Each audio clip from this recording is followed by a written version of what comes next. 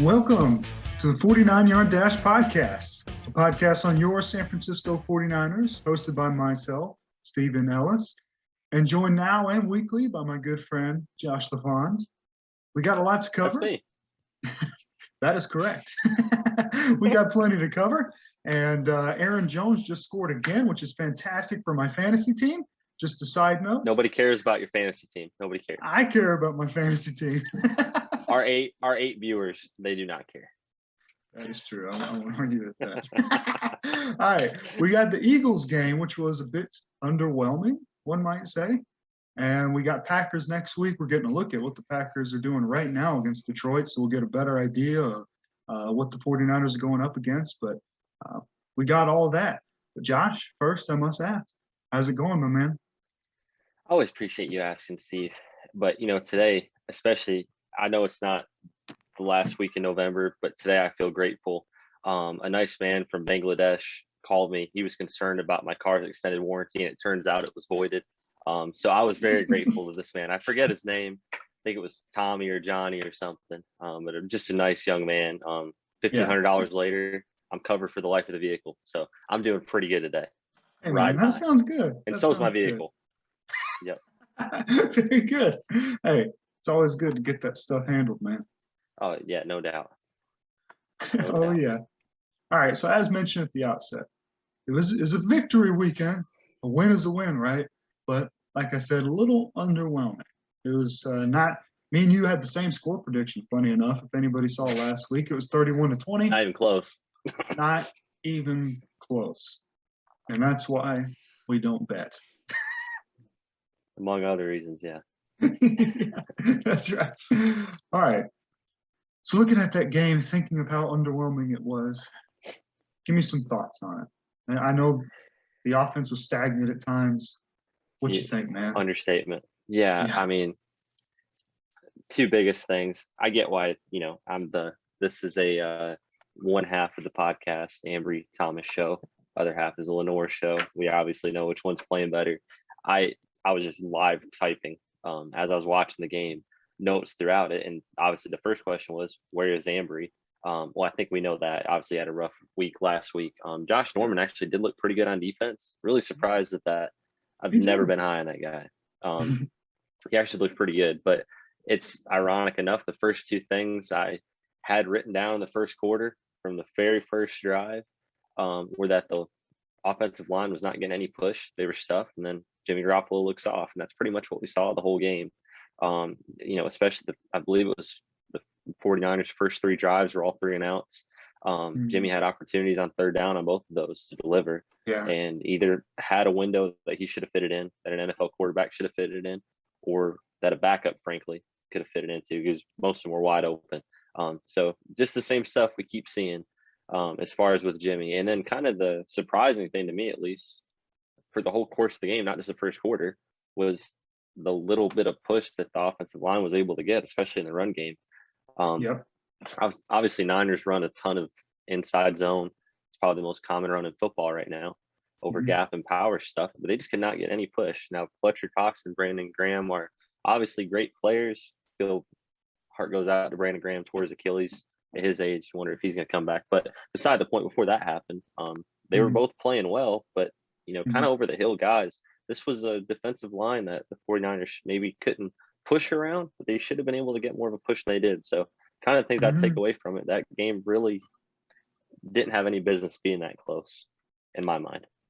I agree. And I had to remind myself of his name. I had to look it up real quick. But they're so they have Fletcher Cox, of course, but the other defensive tackle, they have Javon Hargrave.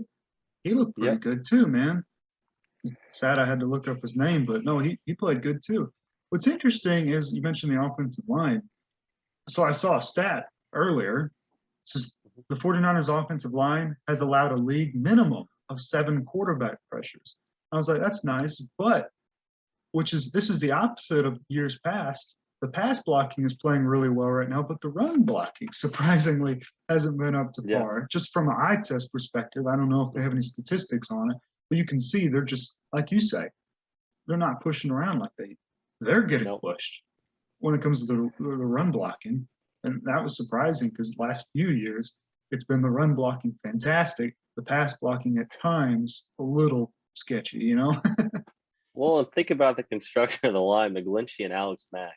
Obviously, Alex Yeah. Mack, intellectually, football IQ, he's one of the greats as far as for Yeah. an interior offensive lineman, Yeah. for sure. One of the best ones to play top 20 in my mind. But then McGlinchey, he's not a pass pro guy. He's a run guy. We've seen that Mhm. over his years. In the pass game, he gets shooketh. Yeah. And the reason I bring up Alex Mack, he's older. His thing that he's wanting to do is to either be a pulling guard, get out in front and hit a linebacker. That's the easier job to do, or just kind of set the protection, create a hole for the run. That's the easiest job an offensive lineman has to do. That's why you can bring in these rookie linemen and get them to contribute in the run game, because run blocking is the easiest thing to do. Well, Mhm. but we see right now, we've got a right tackle who can't pass block. In the past, apparently he's able to pass. He's fine in pass pro now. Alex Mack, who's about to roll 40, get on Yeah. enrolled in AARP. He's pass protecting fine, but why can't we get downhill? Yeah. Don't know if that's an offensive thing or if it's just a personnel thing, but it's definitely an area of concern in my book, especially before you get down the rest of the schedule. Definitely going to be a concern. Yeah, no, I understand. I would think that that's something they figure out, especially with Shanahan being able to scheme stuff. But I will give him, the yards per carry were low, but he stuck with it Yeah. throughout. They kept going at it, man. Kept running the ball, and it worked out for him, even if it was ugly. It wasn't as efficient as usual, but it got the job done when Jimmy Garoppolo was meh at best. Well, we talked about it last week. Those 320 something odd yards against Detroit were very deceiving. I even said on the show that we thought he was going to put up similar numbers, maybe not 300 yards, but obviously maybe around 250 or more against this Yeah. Philly secondary, which, although Darius Slay is great, as I've talked about before, he's not the elite guy he used to be. So Yeah. that shouldn't have been a hard task, but that kind of The begs Eagles' the question. strength on defense is the front four for sure. Yeah. Oh, it is for sure. It's Yeah. It's not even really the front four. It's Brandon Graham and Fletcher Cox, and it's been that Yeah. way for going on 15 years now. It's really those two, and then whatever other guys they can rotate in. Which obviously, maybe that's why the line didn't get pushed, but still, they should have been able to hold their ground in my mind. But getting back to Jimmy, it's like those yards last week were deceiving. We talked about that from Jump Street. This week it was really emphasized his struggles to date, and that kind of had us wondering that it just seemed like the offense was going out there churning butter. It wasn't really productive. Yeah. It was the same process over and over again, not yielding any results. So I was personally hoping that they might get Trey Lance a look or two, at least in a package, maybe give him a Definitely spark so. on offense. So I thought it was interesting the way Shanahan phrased it, and it could have just been the reporter. I forget her name. Apologize, but the Fox sideline reporter did the in-game deal, which says, "Ask Kyle Shanahan at the end of the third quarter, or during halftime, would we see Trey Lance in the second half?" Mhm. And the way she phrased it was, he said, "No way." That was the gist of it. Now, whether that's the exact words or not, but that was the way she basically said, interpreting from what Shanahan said. That's the way she relayed it. It was emphatic that Trey was Yeah. not getting into the game. Yeah, I And don't this think was he after the said it offense that was stalled out. Yeah. dogmatically, but I think she pretty much implied it being that way. Yeah. Yeah. Yeah. It was something like not planning on it, or Yeah. no. Yeah. I can't remember exactly either, Yeah. but no, that's definitely, Yeah. I have a list of positives and negatives for this game. And yeah, where's Trey? It was one of my negatives. I expected to see at least some packages from him, Think about the plays on the goal line, man. Getting in Yeah. the red zone.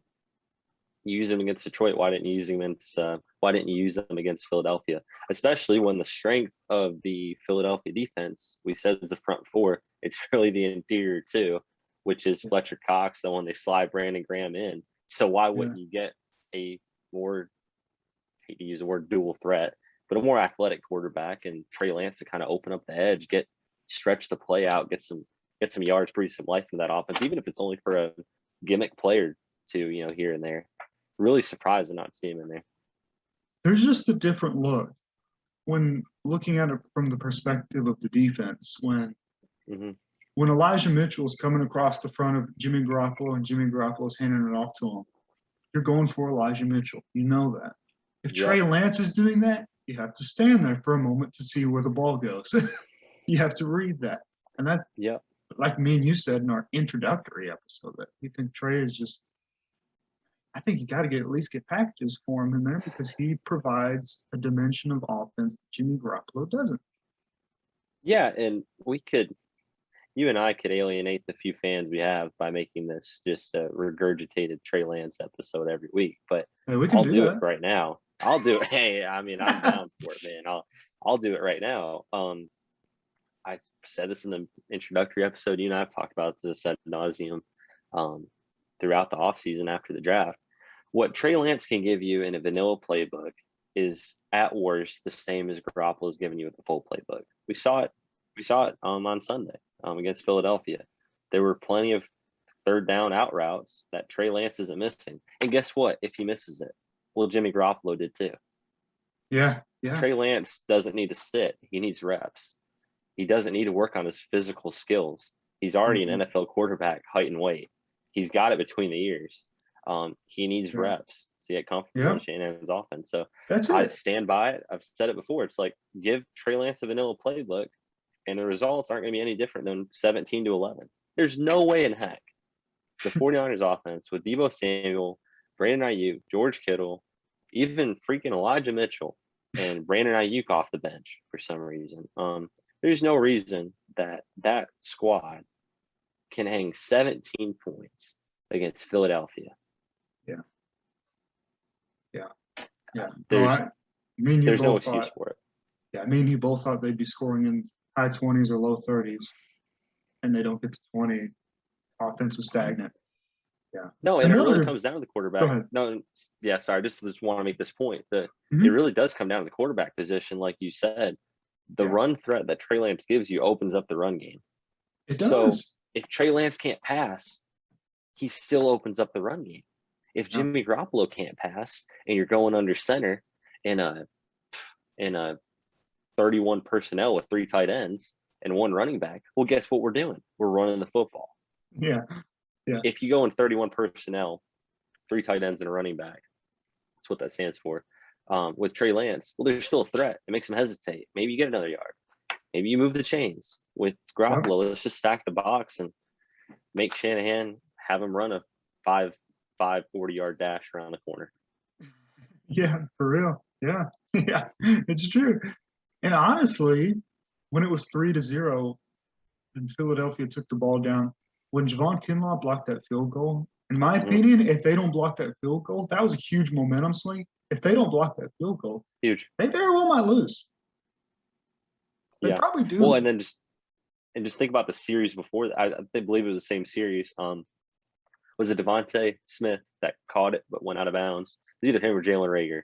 I think it was Reagor that time. It was Reagor. So it was Reagor. So think about if he doesn't just step out of bounds for no apparent reason. He's walking in the end zone. It's a 10-0 game. And like you said, if they hit the field goal, it's a 6-0 game. Maybe they go on to win that game. You know, they without hit that field goal 17-14 without any momentum. You know, they hit that field goal, that's 17-14. That changes the dynamics of the last possession, the way Philadelphia is defending, the way that they, you know, try to handle the ball on offense. That was pretty much the turning point of the game for me. And then you think about the defense, kind of flip it over to that. You know, what are your concerns in that? I know we talked off podcast, off air, about kind of them not containing Jalen Hurts and stuff, but what were kind of your impressions on the way they played? Yeah, you know, and it was predictable too. When going into the season, you thought you felt really comfortable with one corner, Jason Verrett, and then you were unsure about cornerback 2. He's out for the year. Yeah. Obviously, that doesn't leave you in a good spot. And me being a fan of Lenoir, I like him. I think he can be really good, but him being thrown in as a legitimate starting quarterback, you're going to have issues, and it showed. If Jalen Reagor doesn't step out of bounds, he's toasted. He did get toasted by Quez Watkins. That's going to happen, and that's why now, you know, me and you both predicted them to lose to Tennessee late in the year, like week 15 or something like that, 14, 15. Yeah, it's one of the last few games of the year. It's gonna be a Thursday night game, but yeah. Teams that can take the top off, man. Tennessee, Kansas City, apparently Oakland. They're gonna be tough. They're gonna be tough. And that's something they're gonna have to work through. Yeah. I mean, I hate to be a bearer of bad news. Josh Foreman might keep the seat warm, but Drake Kirkpatrick isn't gonna suddenly turn into an NFL top 10 cornerback. No. Your best hope this year, 49ers fans, is that Emmanuel Mosley gets healthy. Yeah. And treads water. He's not taking a jump. You're not going to see that from a guy coming off injury. He is what he is at this point. The hope is that whatever rust Ambry Thomas has somehow comes off in practice, that maybe being inactive this week is a wake-up call for him. We've talked about his issues sitting out last year because of COVID, battling colitis in 2019. That's your best bet, is that he can turn a corner because he's the most NFL ready guy, even over Lenoir on the roster. He's just not put it together. And then your hope is that Lenoir keeps doing what he's doing, that he's going to give you nine well defended plays, and then he's going to get toasted on the 10th, and that you got to hope that the guy's not going to catch it. Three positives referring to the defense. Sure, go for it. 3 points. 1, Lenoir got toasted, but he came back strong and played great the rest of the game. I love that. Sure did. Point 2, Nick Bosa is a monster. Point 3, no doubt, Fred Warner is also a monster. You like that word, don't you?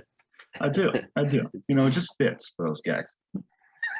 Yeah, no, I agree with you. The defense does look good. There's questions, but what Jalen Hurts can do in the run game, we've seen it, and that's what's funny enough. Not to go back to the offense, but I'll beat a dead horse. So I'm pretty good at it. Jalen Hurts, what he's doing for Philadelphia 49ers fans, is what Trey Lance can do Kyle Shanahan. It's the same thing. Yeah. There's no universe in which the gap between Jalen Hurts and Trey Lance is a bigger gap than Trey Lance and Jimmy Garoppolo. There's no way. That's the offense that you would hope to see from Trey Lance as a rookie, and even as a second-year player. Manage it in the pass game, and create with your feet. And how many times do we see that throughout the game when Jalen Hurts turned a corner and picked up a first down? And you know what? As much as it sucked to see it, and the Eagles did shoot themselves in the foot enough times, block field goals, evidence to that as well, not take advantage of the red zone. I digress, but the defense really did a good job of containing him. I thought so like too. We said, that guy is a pure dual threat. Yeah, he's got a rocket of an arm. He can take a hit and keep going. He's a running back with a cannon, and I don't mean that as a knock on him. But he does really have a cannon for an arm, and they're fortunate to get out the way they did. I mean, aside from the few first down runs they gave up to him, a few of the deep pass plays we talked about that could have been really bad. They really did a pretty decent job containing him. And then Miles Sanders on top of that, who's one of the better running backs in the NFL, he really didn't do anything against him on Sunday. They really kept him in check too. Expected to see a ton more of him in the pass game. But it just seemed like every time he split out wide, run on delayed little route, they were aware of it. Yeah, no, sure. I think their defense will be good, but I think they will struggle with those teams that are really good at taking the top off, And that'll time will tell on that. But I just think with such, lack of health leading to having to play such young guys, it's going to happen. Yeah. They're going to give up big plays. It's going to happen. What you're going to see from D'Amico Ryan, even more so, I think if Robert Saleh was here, you'd probably still see some aggression. But with D'Amico in his first year coordinating this defense, it's kind of like what you said. He's going to do what he did what he did last Sunday, based on what his podcast airs. What he did against Philadelphia on Sunday. We're going to make you beat us with big plays, and we're going to bet that you're not. Yeah. There could have been 4 big plays, and the Eagles only hit on one of them. True. So that's what we're going to see going forward. And hopefully that's enough to get through it. But as we're going to get into, Rodgers is around the corner, Wilson's around the corner. It's going to be a good test for these guys to see how much of this bend don't break defense they can play. Those are 2 guys who throughout their careers have shown they can take the top off. So it'll be a good test for them. Kyler Murray too, man. They got 3 in a row. But we'll see. Three in a row, man. Yeah, this will be. We'll really see what they're made of these next 3 You're weeks. You're gonna be staring down the barrel of 2 and 3, or you're gonna be staring down the barrel of a 4-1 team that looks like they're piecing it together. In my opinion, this is the most important 3 weeks of the season. Yeah, no, this is huge. All right, so looking at last game, who do you give your game balls to? So I will give it. Originally, I was thinking Debo, but I got to go Jauan Jennings. Okay, First NFL touchdown. Yeah, there you go. First NFL touchdown for the makeshift tight end, chonk wide receiver. People forget Jauan Jennings caught the Hail Mary touchdown from Joshua Dobbs to beat Georgia in Athens. It was one of Butch Jones's last wins as a Tennessee coach. Butch ran out on the field and did a praise God move, kneeling down because Georgia just decided not to defend that pass. But Jauan Jennings caught that. It's a really memorable play. It's one of Vern Lundquist's last games when he called the SEC on CBS. It was a pretty cool play. It was awesome to see him get in there and make that catch. You see, afterwards, George Kittle went and got the football and made sure to give it to him, so he had his first NFL touchdown football. George Kittle's the best teammate, man. No, he is, dude, for real. And the cool thing about Jauan, before I do have one on defense, but just one thing I'll say about Jauan. Kyle Shanahan's been searching for that kind of slot wide receiver tight end for a while now. The Jordan Matthews experiment, as much as I like Jordan, it doesn't look like it's going to pan out. What about Jalen Hurd, bro? Yeah, well, he can make like a bison and herd on out of here. Yeah, I mean, Jauan Jennings is what you're looking for. He's a mismatch in there, and hopefully this is one of the first of many. But awesome to see him get it. And then on defense, Contavious Street, dude was a beast. Had a sack on Jalen Hurts too. Just really he was a force. He didn't have a ton of stats. I think it was like 4 tackles or something and a sack. But what he did do was get a ton of pressure, which you don't want to have happen against a dual threat quarterback. Is rush from the edge. He's in just flushing to the opposite side. You need to contain. And when Contavious Street got pressure, he actually did a really good job of containing Jalen Hurts in the pocket. He didn't make Jalen Hurts beat him on the other side. He just kind of stayed in front of him and did his job. That's probably one of the big reasons why Jalen Hurts didn't have a ton of big run plays on the ground. Yeah, I totally agree, man. Totally agree. My offensive player, this is hard for me. And one of my negatives is that this guy has not been utilized nearly enough. Ooh. But I'm still going to go George Kittle just because when he pancakes people and celebrates, it makes me so happy. If you had a quarterback to throw him the ball. Yeah, it's all friggin' screen passes, man. It ticks me off, but he's so good at blocking and loves doing it that I'm rewarding him for it because blocking is something that I don't think is rewarded enough. No, it's not. Now he can be rewarded by some co-host of a podcast he's never going to hear about. Congrats, George. No, yeah, I would say he was rewarded. There you go, Steve. Show that thing off. Attaboy. We wear our Fanatics branded apparel loud and proud in this house. One thing I'll mention, it was nice to hear Mark Schlereth, formerly of ESPN, who was calling the game on Sunday, is the analyst, not the play-by-play guy. I forget the other guy's name, but Mark Schlereth, who was a former NFL vet, played for years, said he feels like Kittle's best tight end of the game because he does it at all 3 levels. It's true. We talked about that a ton. Waller and Kels, not Kelsey apparently, are great receiving threats, but what Kittle brings in the run game, blocking it's and even in pass pro, it's not even close to what those guys are doing. He's one of the best players in the NFL, not just the best tight end. Absolutely. I will still go to my grave saying, at least the last few years, that I think he's the best offensive non-quarterback in the league. Yeah, no, there's a big argument to make for that. I think he's better at what he does than any running back is or any receiver is at what they do. Yeah, you have him over Ezekiel Elliott? It's a joke. Yes, but not over Tony Pollard. Fair enough, man. I'm more of a Gallup guy, but there you go. And defense. And I thought about Nick Bosa. The dude's a freak. He had 2 sacks. I thought about Lenore because he got roasted and came back so strong. He had a short memory, which corners have to do. But I got to go Fred Warner. The dude was everywhere all night. He was fantastic. He was fantastic. He was No doubt. everywhere. And in the red zone, made huge stops. I think you probably sound like biased 49ers fans, but I think we have the best tight end and the Well, we best are. linebacker. That's true. No, you do. That's a good You point. do. No, I think that's one of the best tandems in football. And Yeah. we talked about it last week when our boy Luke was on co-hosting with Mhm. us, or having his guest spot, first appearance on the show. Fred Warner, most of the time you see these guys have some kind of a setback or kind of a come to earth moment after they get paid.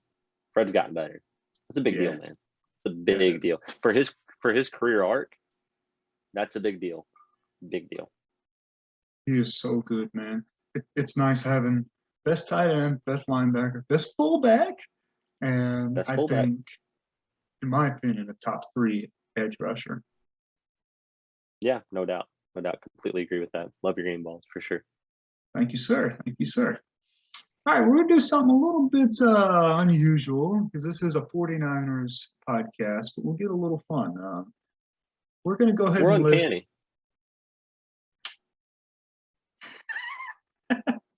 surprise and a disappointment, a pleasant surprise and a disappointment just throughout the league, not even necessarily on the 49ers.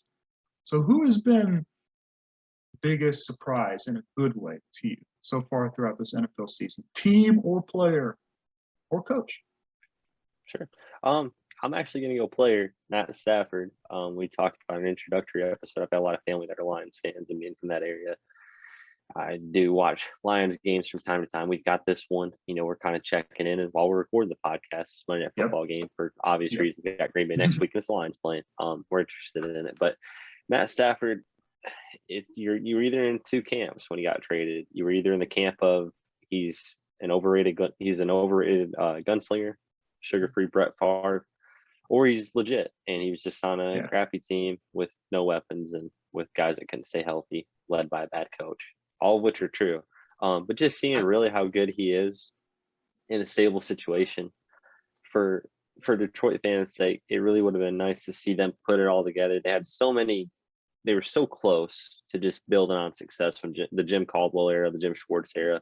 They were so close to stacking good years on top of each other. They could never do it. So it's nice to see him in Los Angeles under McVay, really putting it together. He's a top 10 quarterback in my mind, even at his age right now. And it's always going to be one of those things, how he plays, whether he wins the Super Bowl or not. It's going to be what if he had a stable coaching group around him, coaching staff around him, consistent play callers, and better weapons in the NFL, what he could have done with that. But beside that, not long term. This year, 2 games in, Stafford's looking great. So pleasantly surprised to see that.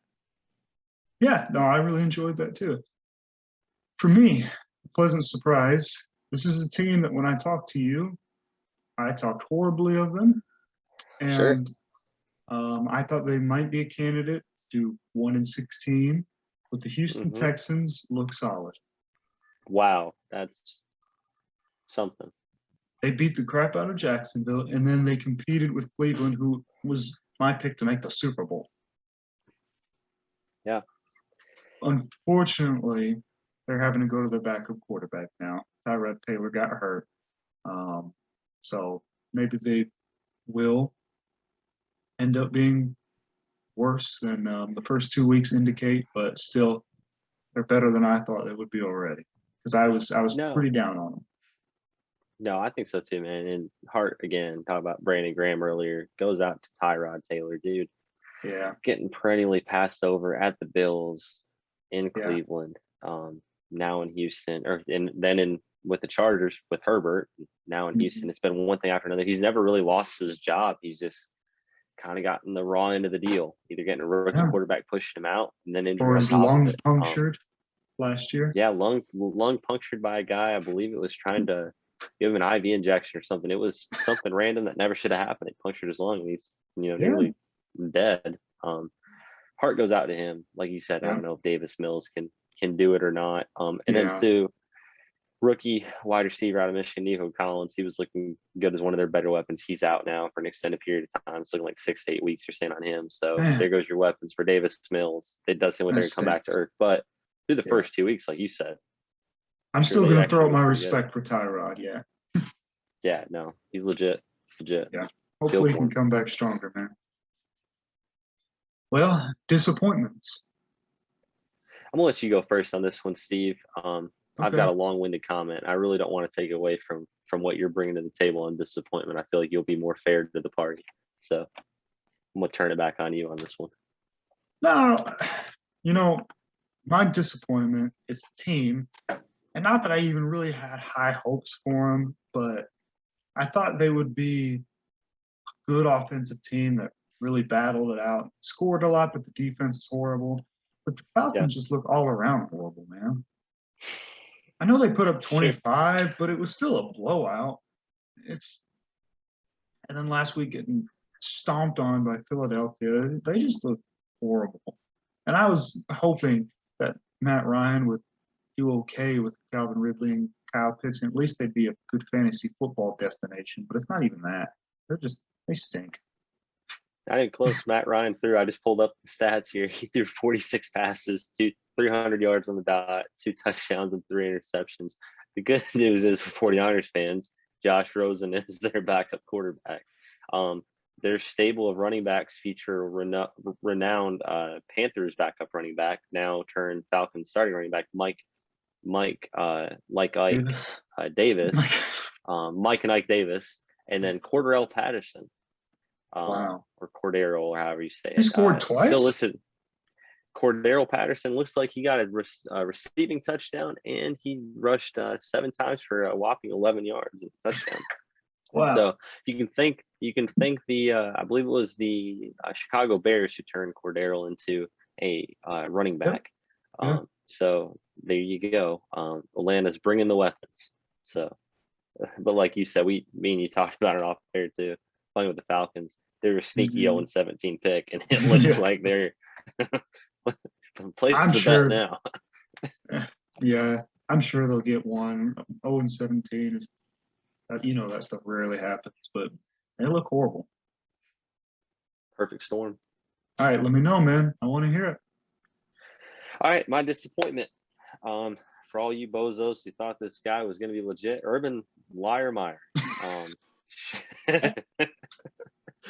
This is an anti-Meyer podcast. We are not suburban, but we don't like Urban. He's a fraud, dude. You are wasting a guy. I read a stat earlier. It was Here's funny. a guy. Now here's a guy. Yeah. I tell you what, man. This Urban Meyer guy. Josh Rosen had a better rookie stats than Trevor Lawrence did.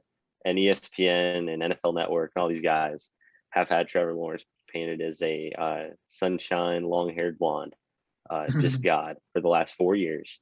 And Urban Meyer's wasting his career because literally that's actually a stat. I know I can be dishonest on this show and exaggerate, but Josh Rosen had better stats as a rookie through 2 games than Trevor Lawrence has. And Trevor Lawrence is currently on track to have, if he keeps this up, to have a worse rookie season than Josh Rosen by a substantial margin.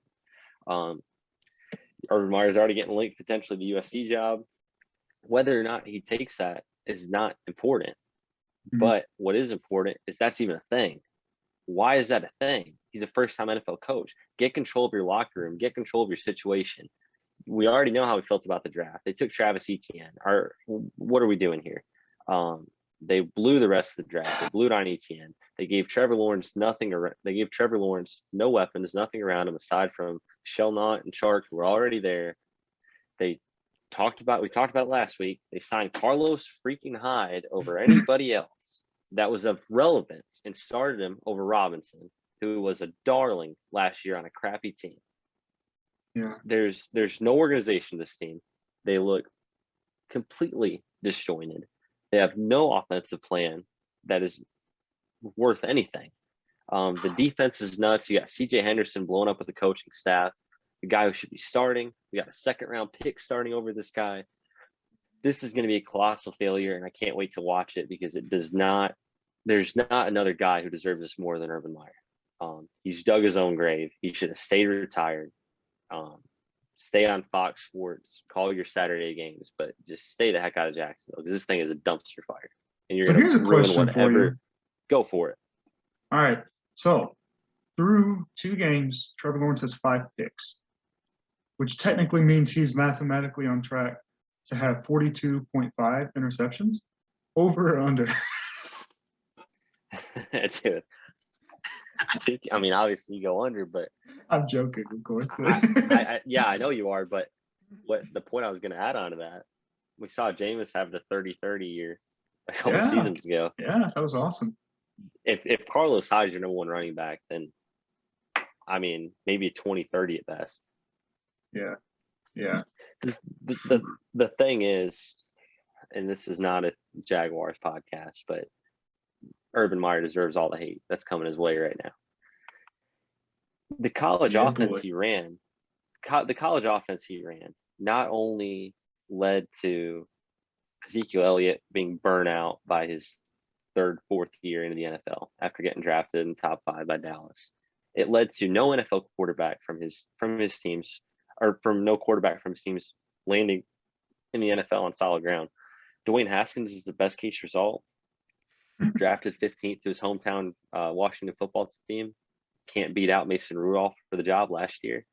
It's a sad deal, man. And he runs a college offense that's not only gimmicky, it's starting to get outdated with that power, call it the power spread. It's more of a power option run game. Trevor Lawrence is not built for that. It really seems like, and I'm not even a Trevor Lawrence fan, I just hate it for Jaguars fans, those long suffering guys. Urban Meyer could very well ruin this guy's career by putting him in a horrible position that he should never be in. Trevor Lawrence's best quality is slinging that thing around 30, 40 times a game, not running a read option against NFL defensive ends, looking like Sunshine from Remember the Titans. What are we doing? Oh man, yeah, that is a rough situation. Quick side note, and then we'll move on to the Packers game. What is not a rough situation is Sam Darnold playing so well for the Panthers. All right, so Sam Darnold for life, baby. Mono no mono. Heck yeah, baby. All right, we got Green Bay next week. First game, Levi Stadium. But should be interesting, maybe higher energy. Mm-hmm. Packers right now are playing Detroit, and from my just view here, it looks like offense is picking back up. Aaron Rodgers and Aaron Jones are playing like themselves, but Detroit is doing whatever they want offensively against them. So, what do you see, man? Any ideas on how this game might go? I have no idea. Right? It's an unpredictable season so far. No, it has been. It's been like that in all sports, not only in the NFL. You see it in college football too. So many upsets, and it's been like that 2 weeks in the NFL season as well. Thing with the Packers, we saw the 49ers hang 41 on the Lions. That doesn't tell me a lot. Jimmy Garoppolo, reading his stat line, looked like a superstar. In the game, not so much, but they still hung 41 on him. He threw for over 320 yards.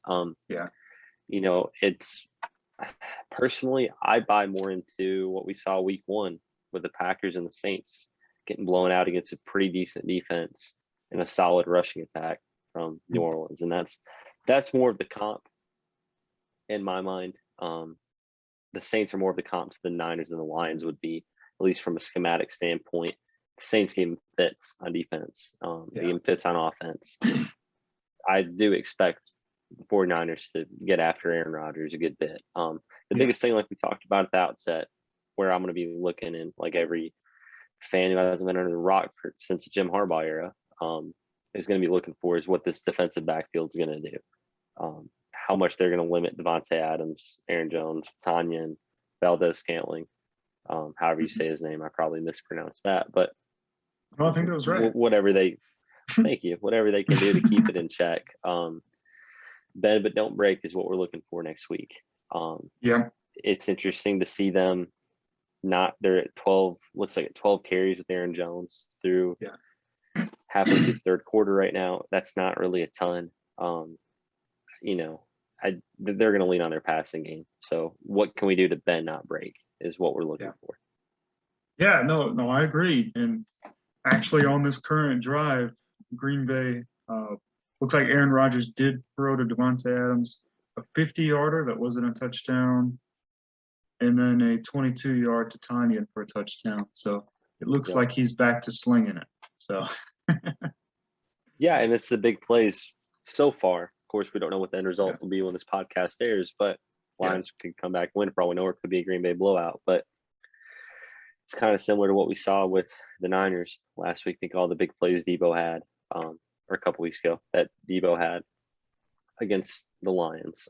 There was a lot of big plays out there to get. It was the stuff in the meantime, and that's kind of what I'm watching, in this Packers Lions game. That's going to be the thing to look for next week. Is the big play is going to happen.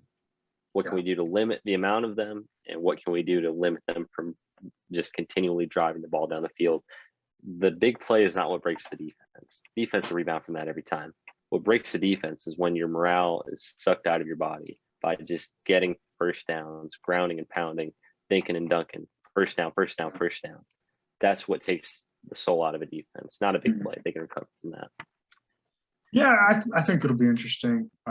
It won't surprise me to see him get beat on a big play or two with domination of Aaron Rodgers and Devontae Adams.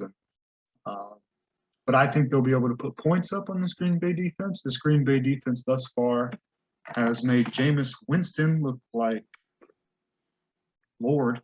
And Jared Goff right now is 13 of 16, 137, 2 touchdowns, a 141.9 quarterback rating. So hopefully they can get it done against this defense. That's something. And I'm just watching a highlight just now. Goff ran for about 15 yards on a read option. So that's something I never thought I'd say. Well, imagine Trey Lance doing it. Imagine Trevor Lawrence doing it. Oh, wait, he is. And then gets murdered by an edge. No. Thanks, Urban. Oh, yeah. Oh, man. How do you think the offense will do against the Packers defense as far as the run game? Because apparently it's a secondary that stinks, but do you think the run game will get back on track? As far as for the 49ers offense? Correct. Honestly, and I hate to put it like this to be depressing, but as long as Jimmy's playing the way he's playing in the pass game and or Trey Lance is not getting a look in packages, he doesn't have to start, guys. He doesn't have to start. Just get him in the game for package. If you're going exclusively with Jimmy Garoppolo and he's not making that defense respect him in the pass game, at least, they're just going to keep stacking the box. I think, to be honest with you, the more I think about it, the more I meditate on it. Even the Lions watching this game, Goff just ran for 15 yards around the edge. Garoppolo's not doing that. That at least gives Green Bay something to respect. And then on the next play, they followed it up with the 7-yard DeAndre Swift run. I fear that's not going to happen next week. I think you're going to see more of what we saw last week until Garoppolo makes them respect him in the pass game, to where they're not just going to put their corners out on islands and make Garoppolo beat them, or Trey Lance gets a package or two and opens up the run game with his run game. People talk about, oh, you need the run game to open up the pass game. No, sometimes you need the run game to open up the run game. True. Yeah. Use a guy who can run to let the other guy run. That's true. That's how football works nowadays. And, like I said, Garoppolo's going to have to make him respect him, or they're going to keep sacking the box until Trey Lance gets in. Or if not, it's going to be the same thing we saw last week. And my fear is Green Bay is a more talented team, despite their concerns, than what Philly was. Yeah. They've had success at home against Green Bay, so we'll see how it goes. It'll be really interesting. And like we mentioned before, this 3-game stretch here is going to be so big for 49ers this season. Again, like you said, you have an opportunity to be 2-3 or 4-1, or maybe even 5-0, but probably 4-1. No, for sure. Well, let me ask you this before we move on. If there was a storyline outside of the defensive backfield, because we talked about that ad nauseum, Tanyan, Devontae Adams, and Valdez-Scantling, what would be the storyline you're looking for in this game? If you were writing the Saturday paper previewing the Niners game, what would your headline be, or what would your storyline be? Goff gashes Green Bay. Can Garoppolo? ? Basically, Jameis has looked like an MVP against these guys. Jared Goff has looked fantastic against these guys. can Jimmy Garoppolo look fantastic against these guys? That's what I want to know. And if he can't, that's not good. I know. I'll put it that way. 7:27 left in the third. Jared Goff is 15 for 19, 158 yards, 8.3 yards an attempt, 2 touchdowns, no picks, not even sacked once. QBR Wow. of 136.4, and he's run it twice for 20 yards. So I think that's the one I'll go with too, Steve. Yeah, if this defense is getting shredded, if you're a guy who's going to be starting over a number 3 overall pick, you need to shred that defense too. You and I have talked about this off there, and this won't be the last comment I'll ever make on this point, but it's the last one I'll make for tonight. Yeah. Why is Jimmy starting? People talk about, oh, Trey needs to sit for a year. He most definitely does not need to sit for a He needs year. reps. What he needs is reps. He needs reps. Justin Fields needs to sit for a year. He just went 6 for 13, 63 yards and a pick against a not elite defense. Okay. Yeah. That's a guy that needs to now here's a guy who needs to sit. Trey Lance has looked fine in the preseason action we've seen him in. He's had his ups and downs like any rookie would, but he needs reps. He needs reps. What has Trey Lance not gone up against? Division I defenses. What is he going to go up against in the NFL? Top tier defenses. He needs reps. He doesn't need to sit. He doesn't need to learn the playbook. We've already read stuff about how long he's been practicing the playbook, or let's go to state, reading the playbook. He needs reps. Why isn't he starting now? And not to be conspiracy theorist, although 9/11 was an inside job, was Garoppolo starting to increase his trade value? Is Shanahan trying to give the old dog one last walk around the block before he takes him out behind the barn and shoots him? What is the purpose of starting Jimmy? Because we've talked about it, and I'd like for you to expound on it if you can or want to. But what is Jimmy giving you with the full playbook that Trey couldn't deliver in a vanilla version of it? I don't know.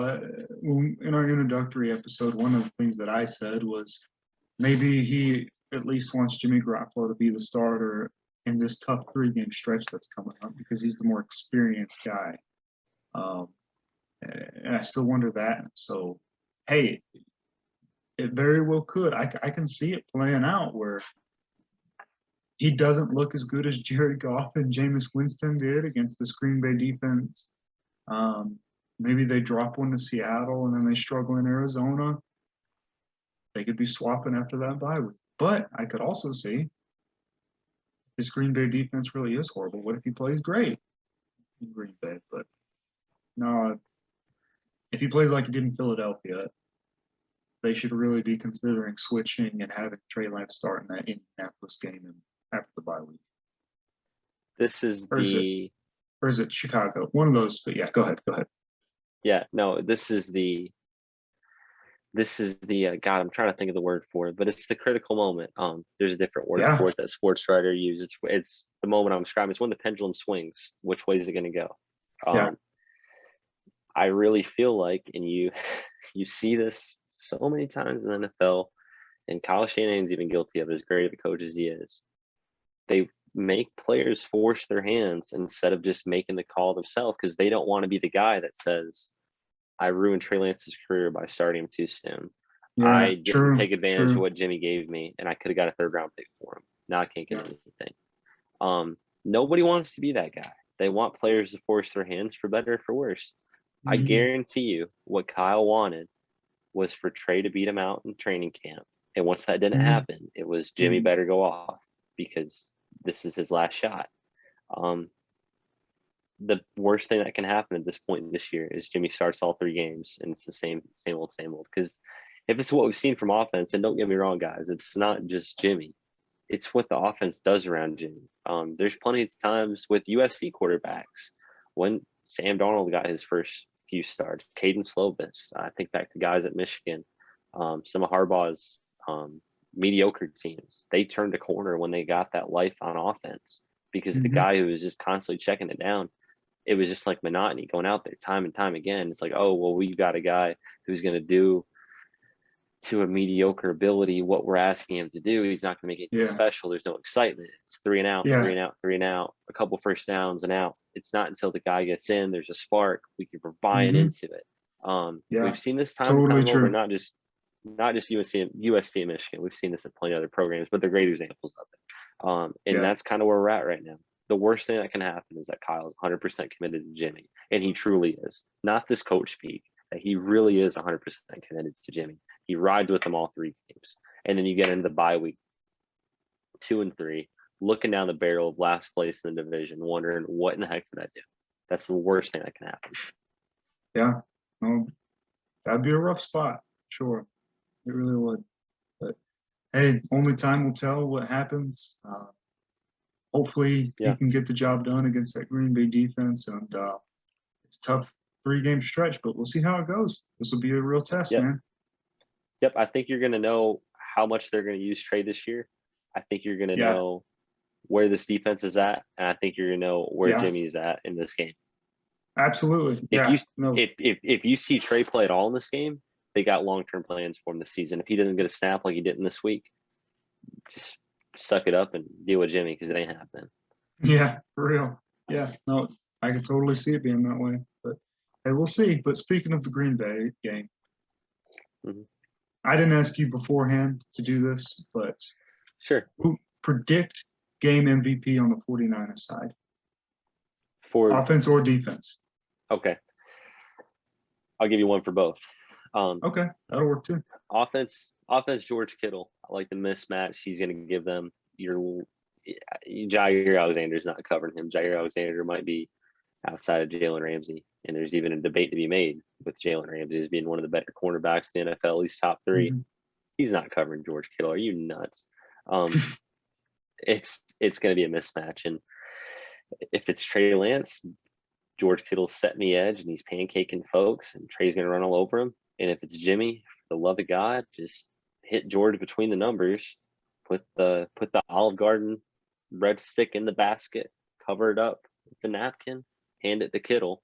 I think that's what you're going to see happen because Kittle's such a mismatch. Yeah. And then on defense, I do like Contavious Street a ton, especially against that Green Bay interior line. They look like they've regressed a lot this year. He's the guy. Now here's a guy who can penetrate that interior line and contain Garoppolo to where Bosa can get some good looks at him. You see the rest of these guys getting looks at him on blitzes coming around the edge. Getting that push from without blitzing from the interior defensive line is critical to containing a quarterback, keeping him in the pocket, but with pressure. That's going to be key. So Contavious Street 2 weeks in a row. That's my prediction. And then Kittle, what do you got? Mine was Kittle, but since you stole him, I'm going to go with my backup because I thought you might say right. Kittle. I'm not saying he will have one catch, but the one catch Robbie he Gould? has, fantastic. He will have one catch, but the one catch will be fantastic and be huge for the game. Kyle Juszczyk. Yeah. And he's a great blocker, so he'll be impactful throughout the game. But I'm going to say he has one reception, and it's a 30-yard reception, and it's something that It's critical. It's critical moment in the game. And on defense, I'm going to say 3 weeks in a row, he looks fantastic. Nick Bosa. I thought it was going to go Fred Warner. No, Yeah, I think both of those it could guys. have been either one. No, and that's the thing is how much can, no doubt Warner is going to be asked to do a lot. One of the responsibilities he's going to have in certain calls and packages is going to be spying Aaron Rodgers. The ability of this defense to contain a Green Bay offense that so far has mustered 21 points against a mediocre, to say the least, horrible line secondary. Their ability to contain them is going to come down to how much Contavious Street and that interior defensive line, and then Fred Warner can contain Aaron Rodgers in the pocket, make him buy time, and then hopefully get some pressure on him to set stuff up for Nick Bosa. So you can completely see that. As long as they can contain him, you're going to see him. You're going to see Nick Bosa have a good game as long as they can keep him in the pocket. Definitely so. All right, and one more quick question before we end the show. Sure. This is another thing we didn't plan on, but if you had to vote today through 2 weeks, who would be your NFL MVP? I love it. I was just thinking about that. All right. I've been thinking about it a lot today, actually. It's I've even talked about it before the show. So this really is just coming at you raw and live. Oh yeah. No, I wasn't planning on this either. I just wondered. I'm gonna give you two. I'm gonna give you a little BOGO, a little Dollar Tree special. All right. NFL MVP. Mm-hmm. Overall MVP. I'm gonna go Tom Brady. He's really had a good season to start with. He's really going off. We talked about this before. As good as he was last year in a COVID year.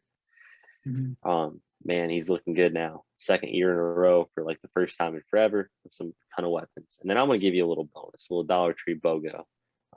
Buy something for $1, get something for $1. Najee Harris, Rookie of the Year. Sweet. He's gonna run his way to Rookie of the Year, even over Kyle Pitts and these other guys. I could see that for sure. I thought you were going to say Kyler Murray, and then I was going to be like, well, I got Tom Brady. But you said well, yeah, I am between those two. Yeah. Me and you aren't really, before the season started, weren't really high on Kyler. I think that's a surprise to anybody that listens, but from how we talked about them, how he disrespected Arizona, but he does look good. Oh, yeah, he does. No, he's great. But Brady, even in the game against the Cowboys when he had 2 picks, PFF said that he had 0 turnover-worthy plays because one was deflected and one was just the end of a half, chunk it up. So he has played fantastic so far. So oh, yeah. They're going to be a force to be reckoned with. But I think we covered it all, man, and got a few extra questions in there. So to wrap this thing up, Josh, what's your fact of the week for me, man? My fact of the week is that a flock of flamingos is called a flamboyance. And especially tonight in my new 49ers sweatshirt, I'm feeling a little flamboyant, a little bit of a flamingo. And working today in the cold rain, I'm a little pink as well. So I identify as a flamingo. Wow. I never knew that. That is fantastic. Well, that's what we're here for, man. You know, last week Luke taught us that apparently Journey, they're either Michiganders or Canadians, talking about being raised in South Detroit in Western Canada. And now we learned this week a nice Animal Planet fact. So we're really bringing it to you live, guys. Really bringing it to you live. We really are, man. You are looking a little pink, though, almost like you're mad. I feel a little bit threatened. But, man, I'll tell you what, though. Yeah, sure. What do you got? I'll tell you what. I will not be blackmailed by some ineffectual, privileged, effete debutante. You want to start a street fight with me? Bring it on. But you'll be surprised how ugly it gets. You don't even know my real name. I'm the freaking Lizard King. This has been the 49-yard dash. My name is consistently disappointed. Fantastic. As he said, this has been the 49-yard dash, the podcast on your San Francisco 49ers. I'm Steven. That's Josh. We'll see you guys next week. Peace out. Flamboyance.